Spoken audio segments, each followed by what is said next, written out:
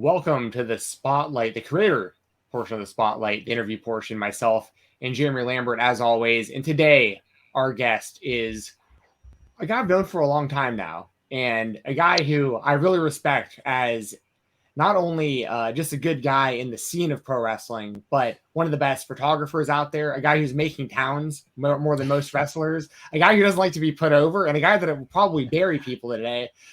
He is also the father of one Billie Starkz. He is Robert Bellamy, aka Mouse. Welcome to the show, Mouse. How you doing, man? I'm good. How are you guys? Doing good. Doing well. Thank you for joining us. I'm gonna ask this first question. I'm gonna get this out of the way. You know what's coming. We talked a little off air about it.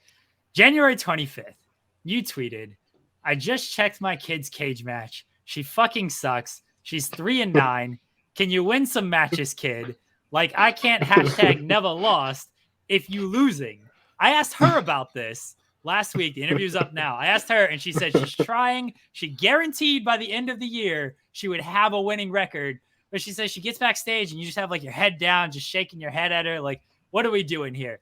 Your response to what Billie had to say of she is trying her best here, Mouse. Well, then she needs to start learning from, like, some Eddie Guerrero or something, start cheating. Like, can we toss a chair to somebody's hands and fall down and see if the ref sees it? Like, we just got to get some W's in that box. Like, Lord. Like, she let that Charles Mason. Yeah, she let Charles Mason, like, yank me up, and then she took a spinning tombstone that I have to keep watching the GIF of. Yeah, that was gnarly. That whole sequence was gnarly. He went at you. The commentary always does a good job of mentioning that too. When you're out there during her matches and one of those wrestlers gets too close, they're always like, "That's about he's going after Billie's dad." Like I just love how you're so involved.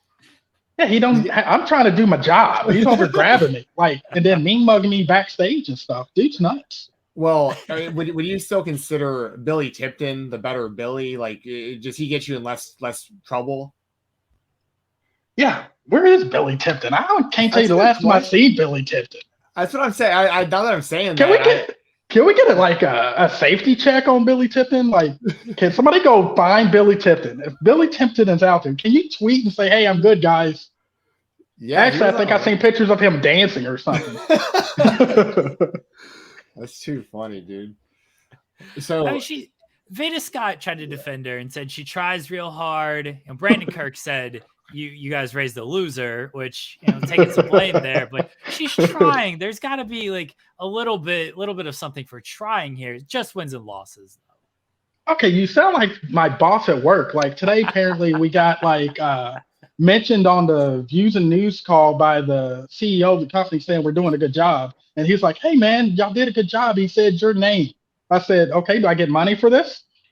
He was like, "No." I was like, "Then I don't care about him saying my name. I need W's. I need dollars. I need wins." That's very pro wrestling of you too, Moss, to be out there working at all times, making sure you're getting paid when you're getting royalties whenever your name's out there.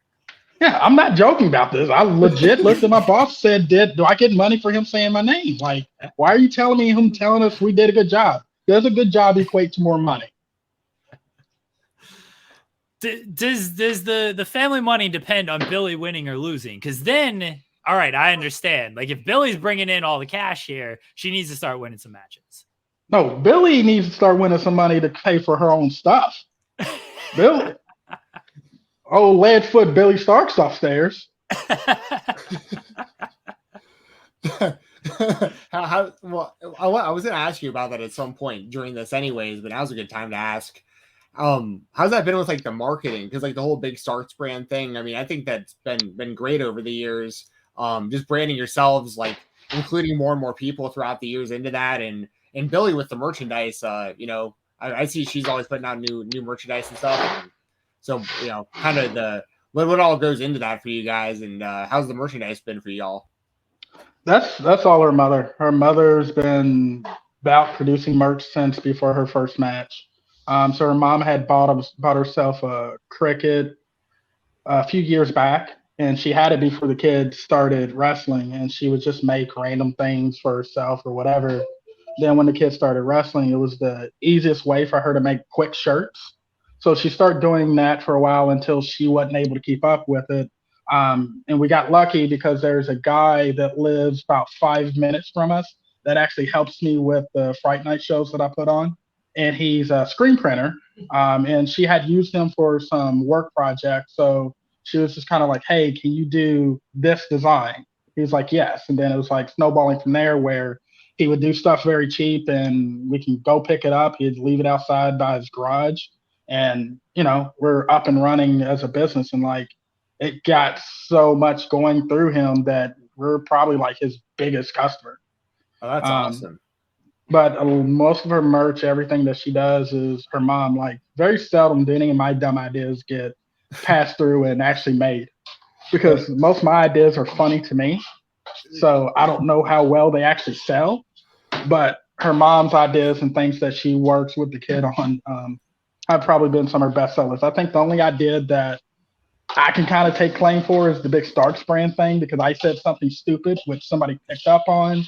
The guy that does the graphics and some of the logo work for Black Label, he picked up on me saying, I'm going to be LeVar Ball of pro wrestling. I'm going to protect my kid like she's Mello or whatever. And he made that logo, just ripped off the Big Baller Brand logo. And I was like, okay. Then I was like, how much for that so I can put it on a shirt? And he was like, take it. I was like, all right, we get your shirt. Tell me your size. And we sent it to the guy, and literally he had an order of shirts made right away. And then from there, I snowballed and was thinking, that Dark Light Clothing Company puts knee pad sleeves out, and a lot of their people have knee pad sleeves. And I think there used to be another company that used to do that as well. So I was like, let me see if I can get some knee pad sleeves made. So I reached out to the wrestler Zodiac that wrestled a lot around Kentucky and Southern Indiana, and he made the knee pad sleeves, and I just started handing them out. And so, once you start seeing people like Calvin and Trey Lamar and people like that wearing them constantly, and that summer they were all booked on like every GCW show, and that was the only thing primarily running, it was very visible. Yeah, I was going to ask you what kind of goes into determining who, like, I know you said you just were giving them out, but I mean, what kind of goes into, determining who you want repping that brand? Because it seems like a very, I know y'all are menaces to each other, but like, it seems like a overall, like a wholesome brand overall in like the grand scheme of like professional wrestling. And I also always see like Mittens will be out there with like the BSB, flag out there and stuff like that. But yeah, how do you determine who you want like representing the brand? Well, Mittens is our mascot because I've determined that, because that kid, he will grab a flag, grab anything and throw it up. But there's really no criteria. Like the first time Jeffrey Johns walked up to me, he was like, how do I join? I was like, dude, you literally just tweet it out and say you're in it. He's like, are you serious? I was like, yeah, I don't care. Just say you're in it. So he tweeted out, I was like, are you in it? He's like, that's dumb. I didn't know it was that easy. I was like, yeah, I don't care.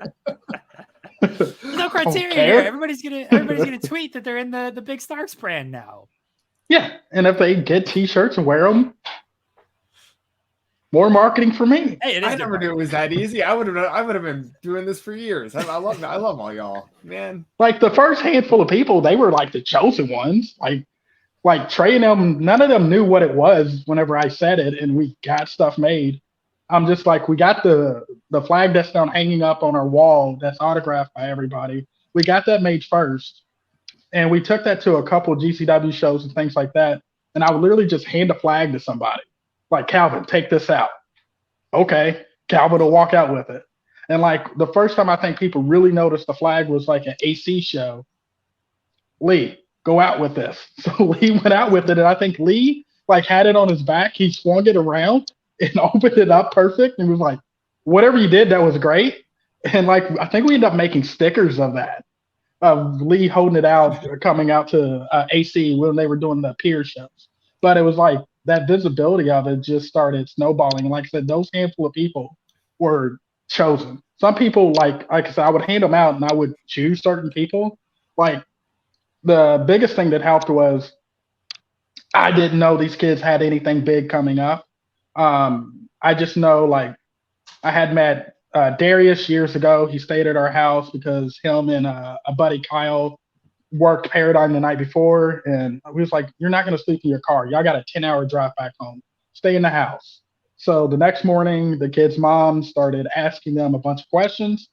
She was the first one for us to figure out what Airwolf's name was and that it was Darius because she asked him, "What is your real name?" And like he was like, "Why?" She's like, "I don't call people by these wrestling names. What's your real name?"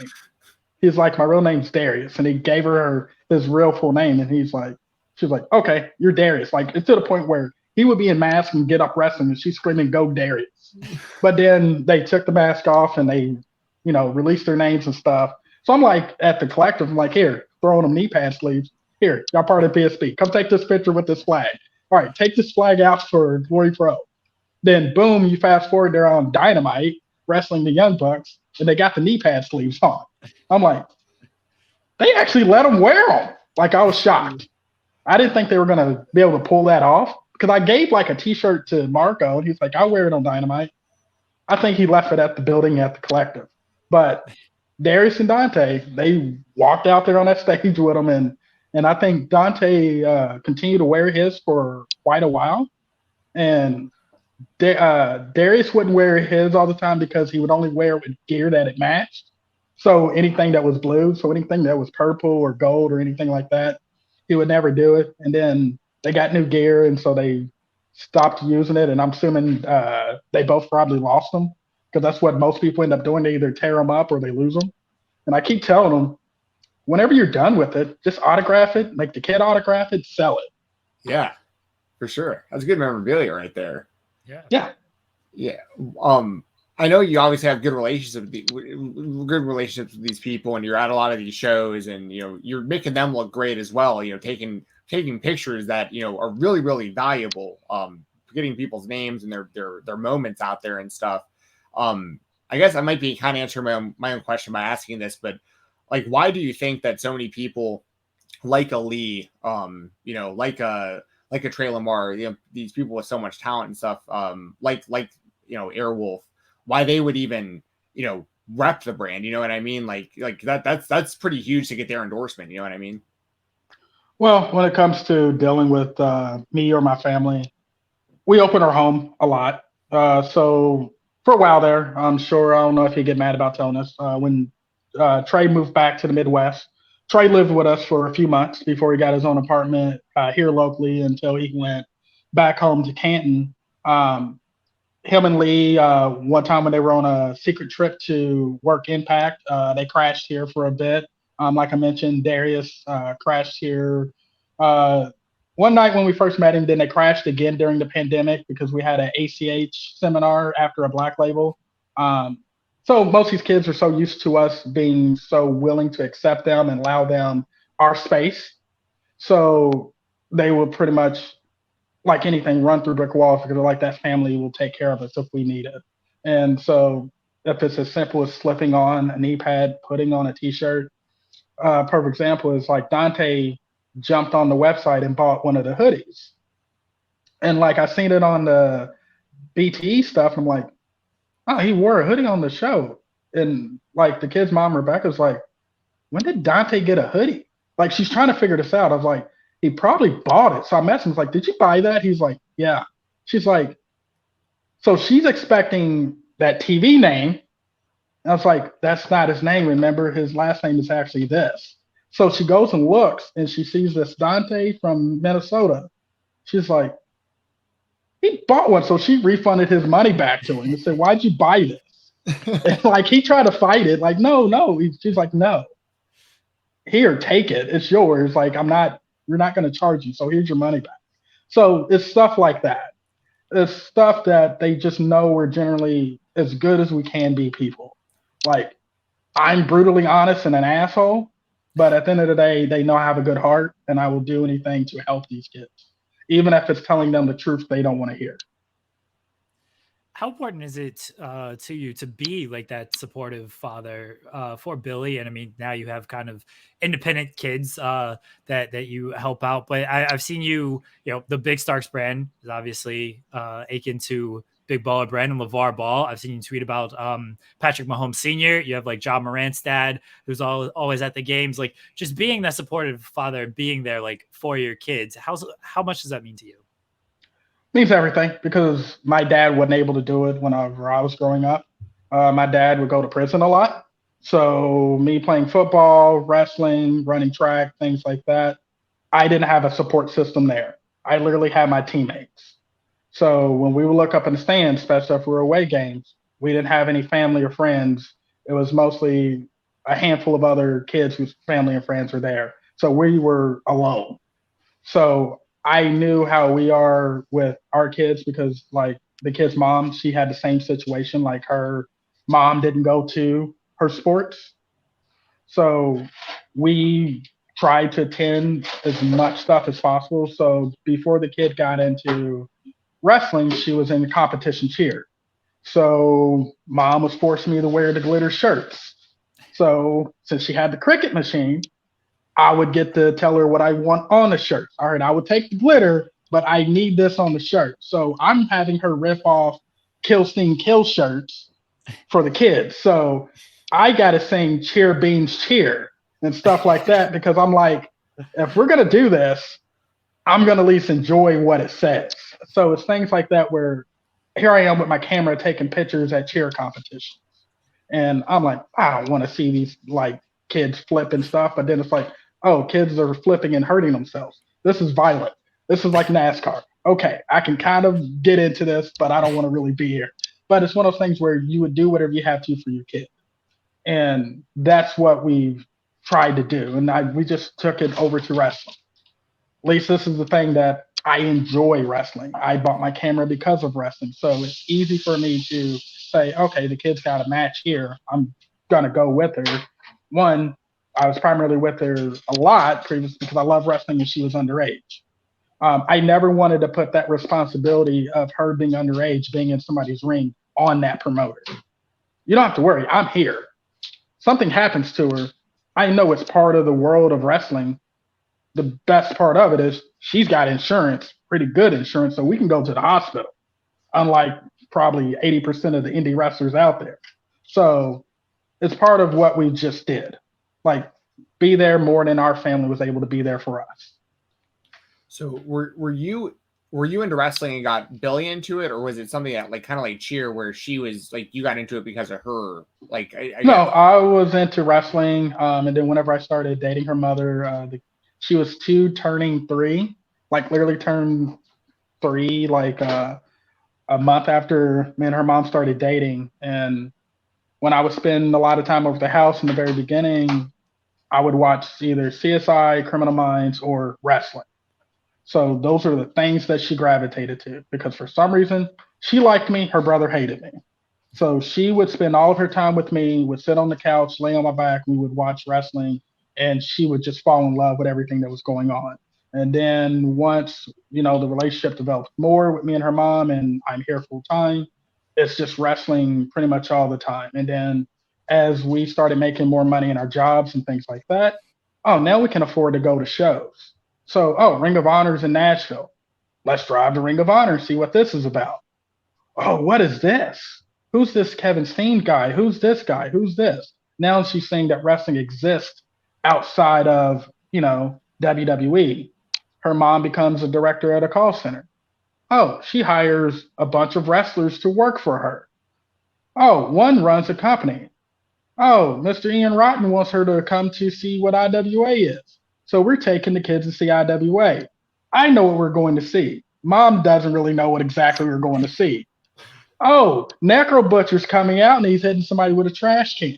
Necro Butcher just becomes the kid's favorite wrestler. So it's stuff like that where she was exposed to a lot of it because of me. Some of it became more because of where her mom just happened to work. And so we were just immersed into this world where if we could go to a live show, we would go. And that's what we did for years leading into her training. Like whenever I picked up a camera, she picked up my hand-me-down camera and she would be right there with me taking pictures, or I would stick her in the locker room. Here, you take promo pictures. And that's how she would start asking wrestlers questions and stuff like that. I remember years ago. I mean, it's a long time ago now when you really think about it. But I remember when you told me she was training. You were like, "Hey, my kid's training." She had to have been what, like 14 or something. I mean, she was very young. She started at 13. 13. Yeah, I remember you telling me she was training, and you're like, look out for her, like follow her Twitter and like all this stuff. And I was like, man, this is pretty wild. Like I was nervous to know about that though. I was like a 13-year-old girl getting into this world. That sounds scary, and I'm not even this girl's dad. What was kind of your feelings going into all of that? Because obviously things have worked out tremendously, and Billie is like, she's great at what she's doing. She's on. I know you've heard me talk about it, but I honestly think she's going to be the biggest star in all of wrestling. I honestly believe that. But what was it like getting into it? Like kind of your reservations, but also knowing you were going to be there with her along the way. Obviously, that helps a lot. So like the training thing came out of left field. We didn't know it was going to start that soon. So like I said, Ian Rotten, for example, worked for her mom. And she would say she was going to be a wrestler all the time. It's one of those things. Okay, you know what? You go to college, wherever you go to college at, we will pay for training school there. That was always the deal. You go in any state, I'm sure I can find a training school for you to go. So different wrestlers would give her advice because they knew she wanted to be a wrestler. Don't go to this school, stay away from here. She can only go places where people are, created somebody, blah, blah, blah. So we happened to be at a show at the arena. And I think Madman Pondo was standing there, and I was bugging him about, hey, why don't you teach my kid how to wrestle? He's like, I don't have a ring. I'm like, you literally live in the arena. And he's like, I can't just train people in that ring. He's like, talk to Tough.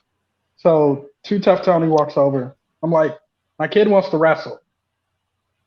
Can she train here? He's like, well, tell her come check out a class, and if she likes it, we'll talk about it. He's like, well, our next class is on Monday.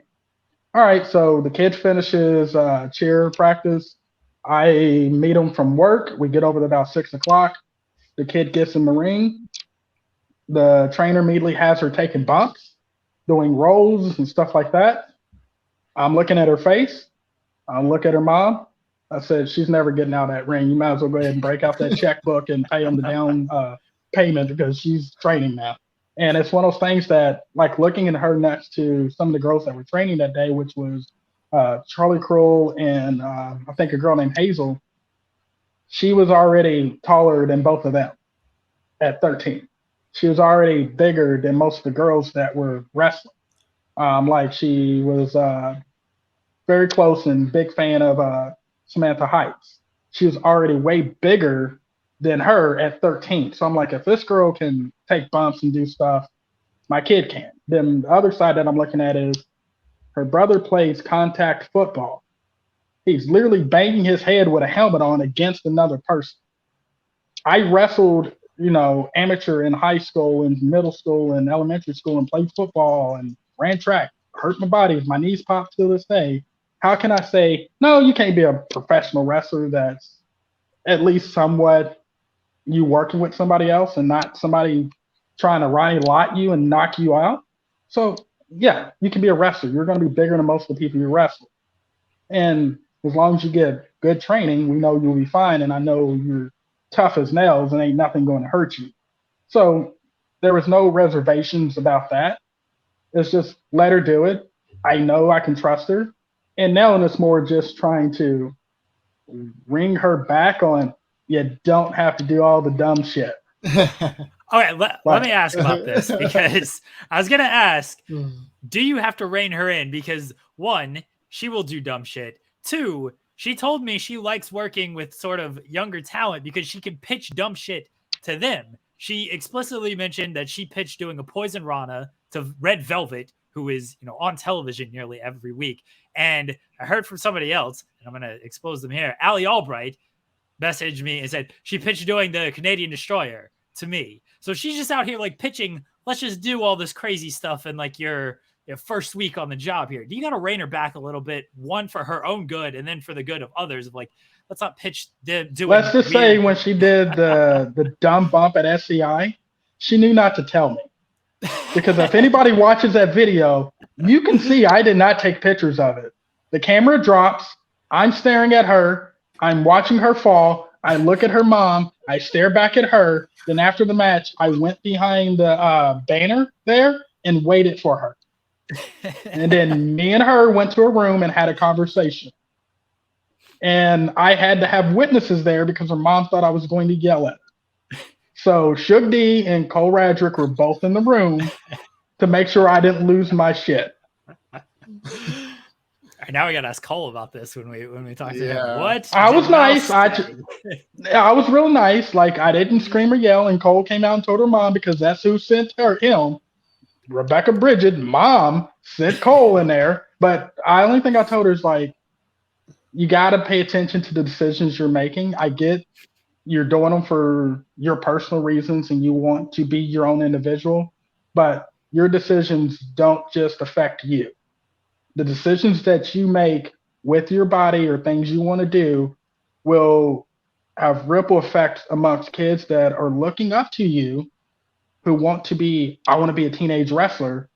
Maybe somebody looks at what you did and says, that's why we don't need to let kids wrestle. Even though they would they jump that hump from underage to over 18, they could be literally 18 in 30 seconds, and they can go do that same spot and nobody will say a word. Right. It's the same way, like, she's older than Nick Wayne, but you don't hear as much crap given to him as she was given because she's a girl. So it's stuff like that where, as much as possible, I try not to get into her business of what she's doing. I just tell her to be smart with what she's doing. I completely trust her with what she's doing because she knows how to fall down.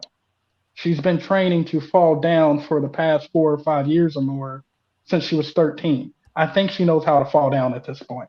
Like, I trust this kid will slip and fall in a grocery store and know how to land and not hurt himself. Like, she's one of those people where I think the first 2 years in wrestling, she was trying to start a flip bump challenge thing on the internet before I think TikTok was a thing. She was trying to get people just to take random flip bumps in places. Like, I think her first theater class, they were doing an exercise where they were supposed to pretend to be getting hit by a car. She flip bumps on the stage and scares the theater teacher. The teacher's like, "What are you doing?" She's like, "Oh, it's cool. I'm a professional wrestler and I practice falling down for a living. I know what I'm doing." She's like, "But don't do that here." And then, like, of course, the teacher didn't believe her until she pulled up YouTube videos like, "Yo, here's me wrestling doing dumb stuff." But I just want her to know that things are bigger than her, and I think I've preached that enough to her that she knows. But she's going to be her own wrestler. She's going to do what she is going to do. She has enough big brothers and uncles and aunts and everything else telling her, lay off of that. But there's a reason why people kind of know her name, because she's out there willing to do a lot of things that other people aren't. Yeah, well, a lot of people do know her name. A lot of people are knowing her name even more right now with, like, the AEW appearances and stuff. And I feel like it's only going to get bigger and bigger. You're talking about decisions she makes with her body in the ring, decisions she makes, professionally. Just trying to ask you, dude, where's she signing? I have no clue. She knows my stance on everything.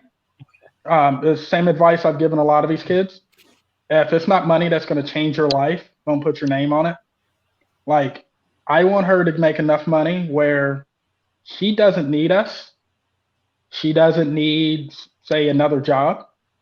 She doesn't need to really take up indie bookings unless she works at a place that lets her take up indie bookings and she wants to take those bookings. But I want her to make a salary. Like, at the end of the day, I want her to make more money than me, and if possible, make more money than her mom. And the ultimate goal, to make more money than me and her mom combined. If she can do that, then I'm satisfied. If she's happy, I'm satisfied.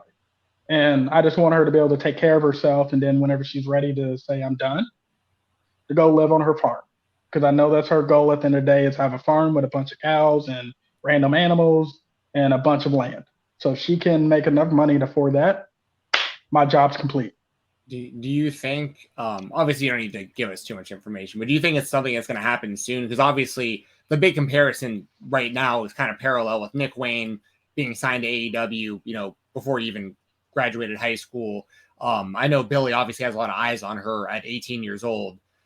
Like, is it something where like you're like if she signed tomorrow somewhere, like you're good with it? Like it's her decision? Yeah.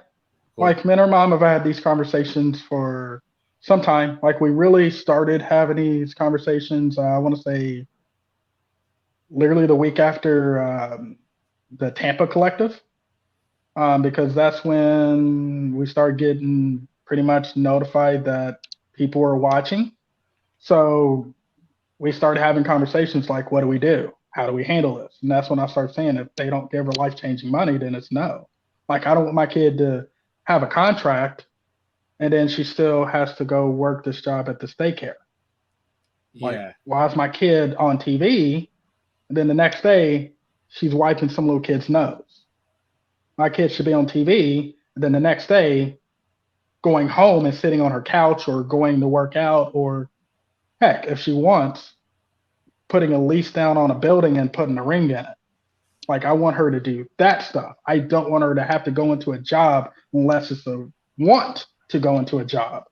Like if she wants a Britt Baker type of life. But we've kind of felt like, okay, she's like, her mom still lives in that, oh, my kid's never going to get booked type scared world. I live in no, my kid's pretty much a badass, can work anywhere she wants to work. Yeah. I may talk bad about her losing and stuff like that, but at the end of the day, to lose a match, you have to get booked for it. So to have a bunch of losses, you got to get booked a lot. So a booking's a booking. Win, lose, or draw, you're still booked, brother. So I know my kid's going to probably sign a deal. It's just a matter of, I hope the money's right, and I hope the money will take care of her. Is that all like completely? And I don't mean just her decision, but like, do you? Because obviously, I normally wouldn't ask this, but it's just so rare that someone starts so young like she did. Like, do you kind of like manage her career from that aspect, where like you would negotiate with the companies that she could potentially sign her, or is that mainly her conversations that she's having herself? Pretty much, it's realistically it's her and her mom's conversations, because her mom proofreads everything that happens, like any type of social media stuff. Her mom has access to her social media, so she sees everything, people. I can. So literally, her mom sees everything, because this is not just for the weirdos out there. This also goes to promoters, because we had promoters who have told her mom, you don't know what was said. Yes, her mom does. Her mom sees everything, and nothing. Her mom's actually the one who deletes everything. So her mom sees it probably before the kid sees it. So her mom goes over anything that comes in her inbox. So like whenever she was messaged to, hey, do you want to do some extra work for AEW? Her mom's seen it before her. She was at school. She didn't see it. Her mom seen it first and then text her, yo, check your messages. Do you want to do this? You know, her mom helped her get all of her physical information set up. Her mom got it all scanned and ready for her. Got it all perfect, had her in her business casual outfit and getting her all dressed and sending her on the road. Like, her mom handled and helped with everything. Like, if she gets anything that needs to be looked over or asked about, her mom will, group text me if I'm at work. Hey, this came, blah, blah, blah. This is what this is saying. What do you think? And, they know my stance because I've said it a lot. So she knows what I think. Like, if you hear the kid talk sometimes, you hear me, because literally it's her regurgitating stuff that I've said to her that I've heard from somebody else that I regurgitate. So she knows where I stand and she knows how I would make a decision. And I'm pretty sure her decision making would be in line between mine and her mom's thinking. Who are some names on the independent scene that stand out to you besides Billie? You're at all these shows, you're shooting all these shows. Who's somebody it's like people got to pay attention to this guy or girl? Titus Alexander. He should be signed right now. Oh yeah, we've had him on the show before. Yeah. Without a doubt. Like, I love Nick. Titus is the one from the West Coast. Like, okay. I don't understand for the life of me why this kid's not being flown out everywhere. Like, that kid's really good. really good and can play any side or any character that they need him to do. Like him and Will Ospreay. Like I knew Will Ospreay was good. I knew he was, a decent wrestler. But after that Titus match, I looked, was like, Ospreay's ready to go to the Fed. Like you can put Ospreay right now on Raw and just let him and Randy Orton go put on a 5-star classic, and it'd be the greatest thing in the world. And that was all because of how great he looked with Titus. I'm like, what did I just witness? Like, had he probably not wrestled Titus, I probably would just be like, yeah, it's Ospreay. But I'm so high on Titus, he made Titus a star that night. So I think Titus, literally, like Titus should be getting regular AEW dark bookings, stuff like that. He should be on their radar. He should be going and do tryouts at the Fed. There's no reason he's not in one of those tryouts that they do secretly that they release pictures of later. He should totally be down there with a group of 20 other athletes trying out, because I think that he's money. Right now, he's probably the one I'm the highest on. Like, there's just something about him. Yeah. What are your opinions on Cole Radrick? Before you got on the call, I said Cole's probably mad at me today because I sent him a text today, and I said, hey, I just seen you on Botchamania. Stop getting on tables because you getting on tables don't work out. You fidget too much, and it never looks good. Stop it. And then he told me something about, why don't you go do the spot and see if you can do it better? Then I said, oh, you're mad at me. Oh, you look like an idiot. But go off, King. And then I don't think we've talked since. Well, hopefully by the time this airs, can I send this to Cole? Hold on. Yeah. Let me send this to Cole. Let's see if we'll just have a run-in on this show. Let's see if we'll jump on right now. Yeah, see if Cole Ryder could just jump in right now. I'm good. He's probably twitching. He's probably on Twitch. I'm gonna send it to him. We can co-stream then. They'll have our audio on his Twitch stream if you know how to do it. He don't know how to do it. Yeah, I don't know. I've actually got a Cole Radrick autograph in here right behind me. I don't know if you can see it up there. Why would you do that? Yeah. Hey man, he's become one of my guys. He's given us a lot of time on the show. I appreciate it. I was folding the laundry today and I looked and there was a medium Cole Radrick shirt. It's like, wait, the kid has a Cole Radrick shirt? Why? Speaking of, you think she got it for free? He definitely probably gave it for free. It was a design that I got made for him. I don't know if I already missed the window, but I got sidetracked. I wanted to buy one of those shirts from Billie, the one with the rabbit head on it. I'm sure if you message her account, her mom could probably still sneak it in. That's the best way. Just DM her and they'll get that. Okay, cool. Yeah, I'll hit her up after this. I won't forget. I gotta get some Big Starkz Brand stuff too. If you want to. If I want to. Cole is streaming right now. He just messaged me back. Boo. It's like his full-time job or something now. He's like trying to literally make it wrestling and streaming. He did say he was trying to do that when I talked to him last week. He's trying to. He spent a lot of money on some type of computer and some type of setup, so he's trying, and he's been consistent with it, which is what I told him. Like, hey, if you're gonna do this, you like legit gotta be very, very consistent. You can't take like days off or anything. You gotta have a set time where you're constantly getting on, so your little followers know. For sure. Yeah, Twitch grind is tough. What did Cole say to you? You just said, I'm streaming. I'm busy. Oh yeah, he said. I said that Mouse is saying stuff about you, and I wanted to give you a chance to defend yourself. And he said, "Is it bad?" And then he said, "He's streaming right now." I said, "Well, it's good and bad. We're bullshitting." So I was gonna give. Hey, look, the invitation was out there. I sent it to Cole. He replied. If people listen to this and want to call a coward for not jumping on the stream, I'm not telling you to do that, but I'm just saying he is putting over his own Twitch stream instead of defending himself to Mouse. So sounds like a coward.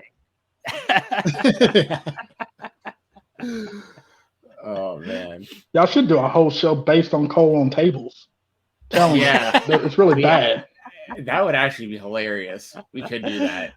We could watch videos of him on tables with him and get his thoughts on it. Any other thoughts? I mean, there's obviously the Big Starkz brand. It extends to quite a few talents. Any other menaces amongst y'all that you really want to throw out there? Any road stories or any stories in general about some of these characters that you hang out with? Oh, they're just all weird people. I don't know if you ever got trapped by Brad at like a sup and him give you all of his matchup ideas. That's the thing that happens. Like, Brad's like a promoter's worst nightmare. Like, he will pull him up to the side and say, "Yo, have you heard about my 5-ring death match?" What? or he pull him to the side, "Hey, have you heard about my ring crew battle royal?" And they're like, "What does that even mean?" And then he goes into a spill, and you're just like, I just sat there for 15 minutes of him explaining some crazy harebrained idea that I kind of want to do, but no, I shouldn't do. Oh, that's too funny. What's the weirdest place you've ever had to like go to shoot an event or travel to just take in an event? Like weirdest setup or just building. Johnny Gargano's mentioned that he wrestled literally in just like a prison yard. Or anything like that of just a weird setup. The crazy thing is we had Matt Cross tell us about that prison yard show once at NJPW. Because one of my favorite things before I get into the weird places is Brad's a very big Lucha Underground Wrestling Society X fan. So anytime we're on a show with somebody from one of those shows, I say, "Hey, this is Brad. He really likes Lucha Underground and Wrestling Society X. He wants to ask you some questions." And we had Matt Cross for probably about an hour tell us a bunch of Lucha Underground and Wrestling Society X stuff. And Brad's just sitting there like not saying a word. Like I have to ask all the questions because they didn't know what to say. And then finally Brad gets comfortable. And he's like, you know where y'all used to do kicks, like super kicks and stuff, and y'all would slap y'all's legs? They would take 2 sticks and smack them together for sound effects for that. And yeah. Matt was like, "What?" He's like, "Yeah." Then Matt was like, "Oh, you know my voice?" They changed it in the later seasons because they fired the sound effects guy that originally did it. And so Brad was learning all this stuff about it, but then they got sidetracked. And then he went into the story about the prison yard. He's like, "Yeah, we've wrestled in front of a bunch of prisoners in a prison yard. We did a couple shows doing this before." It's like, we're like, "Wait, how does that work?" He's like, "I don't know. We haven't done them in years, but yeah, we did them." But as far as me, weirdest place I've just shot some terrible buildings. Like the arena's not that great. Shot this salvage yard / garage thing down in Houston called the Houston Premier Arena. Like outside of it's just a bunch of trash and cars. Then inside of it's just like one of those like metal garage things. And it's like salvage chairs and stuff. Like I think they had like some chairs from maybe a movie theater, like off to the side and like leading to the entrance. I was like, and people shit on the arena. Like this place isn't that great either. That was a special place.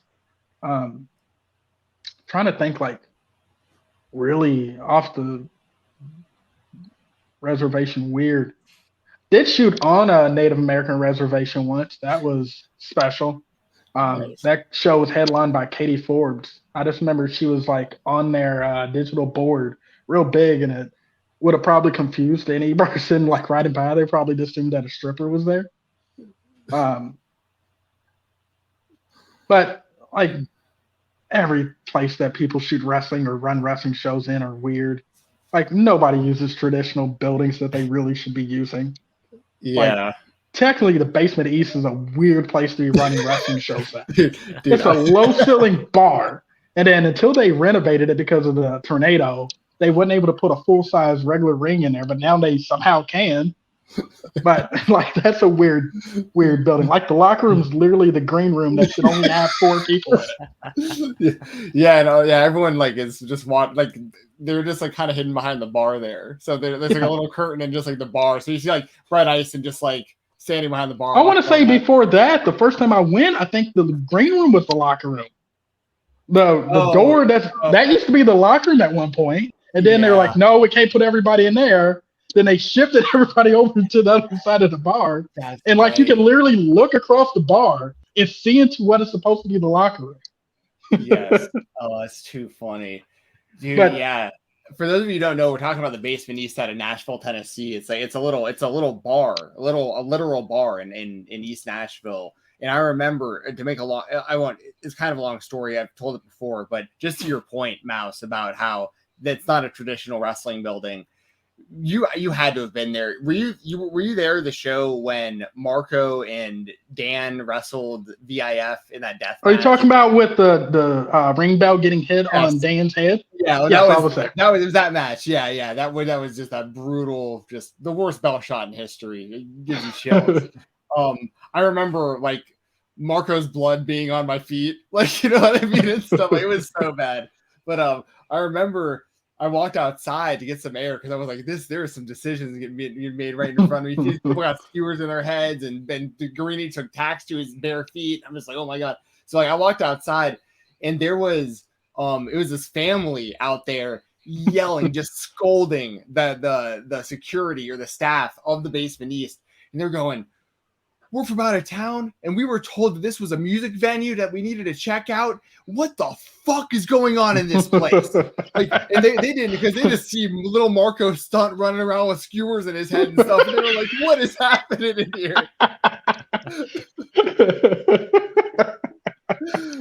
Yeah, that was like 2 weeks, I think, before GCW came. Like, I was like, I guess they were like testing the waters to see if somebody could bleed, because they didn't want like GCW to get the building taken from them. But then I think GCW came a couple weeks later, and then you had the Rejects versus Violence Forever versus the Carnies, and that just went off the rails. Yes, yes. Because I just remember Kerry running around the Basement East trying to hit somebody with a ring bell because he was trying to get retribution for Dan. Yeah. Oh man. Oh, that's too funny. These are those deep cuts for the sub fan out there. I love that. But like, I've shot some weird buildings. Like, some buildings have been real cool where it's like you didn't expect them to be really cool, or they've been like just epic, and you're like, man, I should not be shooting a show here. Like shooting the Mall of America. Like, I had no business somehow getting Eric Cannon allow me to be ringside for that.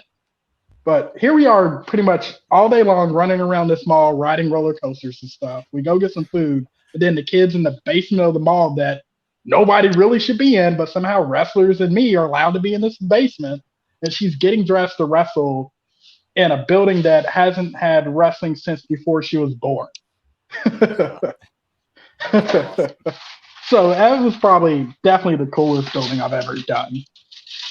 That was a cool show. That was a really cool show. Like kind of how they redid the Nitro vibe and everything like that. That was awesome.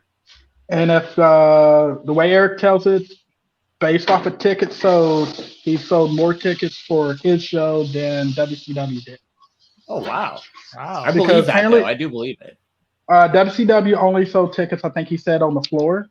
All those people that you've seen like over the like balconies and stuff like that looking, those were all just people who walked up and started watching. And so Eric sold the tickets in the balcony for his show. Yeah. WCW did all the way up. I think they weren't planning to open the very top balcony, but he was selling so well, they went ahead and opened it up. Gotcha. Well, that makes sense then. That makes sense. Mouse, want to get you out of here on this. We ask every guest, what is the coolest thing in your room? You can go up and get it. If it's like not near you, you can go pick it up and show it to us. And it can't be like your camera. I mean, it can be. I guess if you have like a really cool camera, but I thought I was just gonna grab Billy and like, look. Was that Juice Box behind you? What's going on? No, that was Mom. Let me go find something. I'll go find something. See if I can find something cool. Shout out Juice Box, the other child we haven't been talking about. I know. Like, I'm really trying to think of what. Like, realistically, probably the.